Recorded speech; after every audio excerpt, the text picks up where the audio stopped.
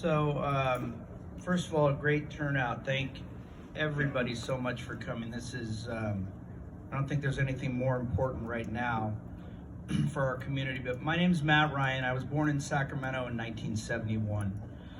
Left for college in 89 and returned in 05. I plan on being here for the rest of my life. So, it's personally important for me as well as the entire community. And I certainly want to thank Sutter Lawn for supplying the venue. Mike and Jane have been great, and I thought it was appropriate in many ways to be here. So once again, thank you.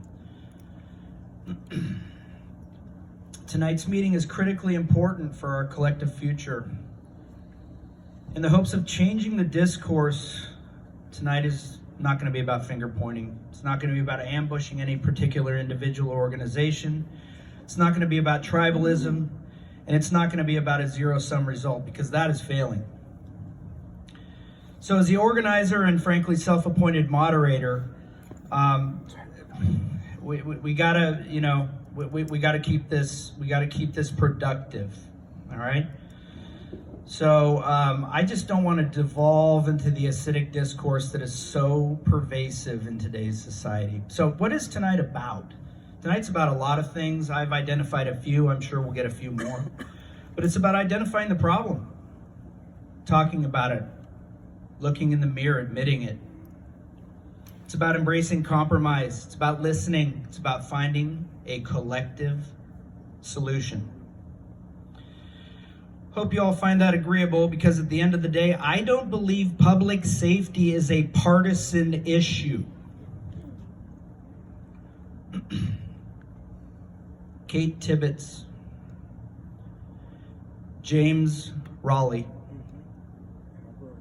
Charles Starzinski. Let those names sink in for a moment.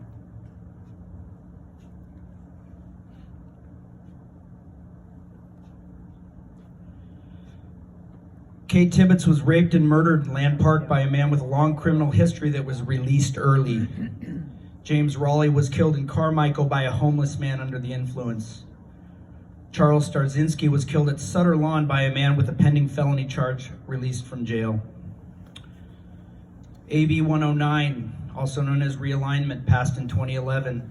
Proposition 47, also known as decriminalization of drugs and burglary under 950, passed in 2016. Prop 57, also known as early release, passed in 2018. Zero bail came around in April 2020. Defund the police came on the scene in May of 2020. Take the pledge came shortly thereafter. For those of you who don't know about Take the Pledge was adopted by several elected officials to refuse donations from any entity associated with law enforcement. Almost always policies have good intentions but unintended consequences. I will give the benefit of the doubt to the past, but let's not make the same bad decisions over and over. I believe the 6 issues that I just listed comprise the framework for the progression of the decline of our society that we're experiencing today. It would seem to me the number one priority for any elected official would be public safety.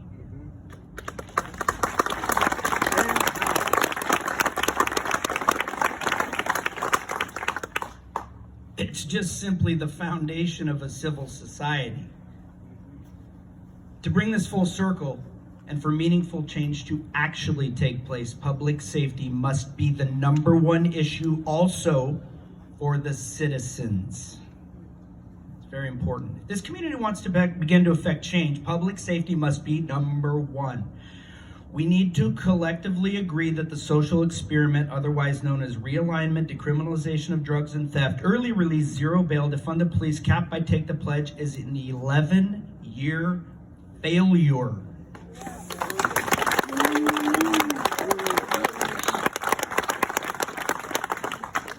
Law enforcement must be part of any functioning community.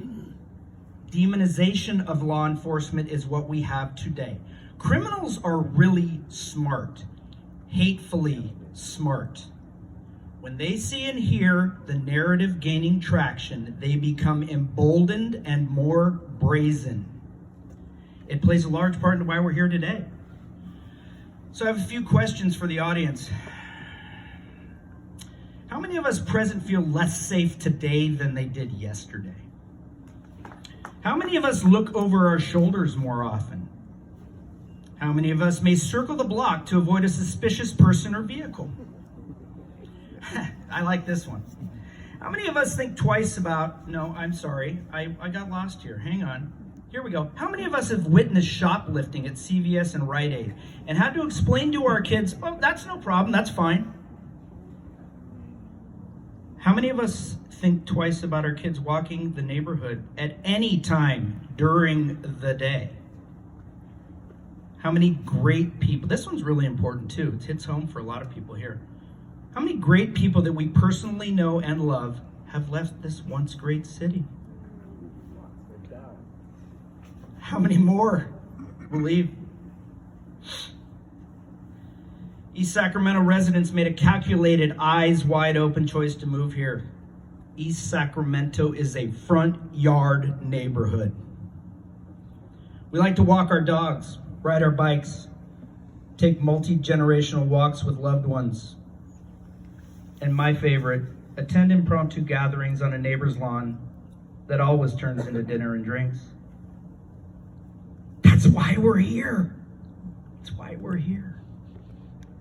We need to preserve this wonderfully unique area for generations to come. Unless difficult changes are made, I fear that will not be the case. The horrific incident that brought us here could have happened to any single one of us in attendance tonight. How many more times do we need to meet before we try something different?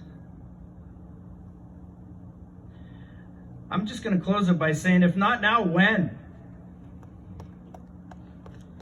All right, that's all the prepared notes that I have.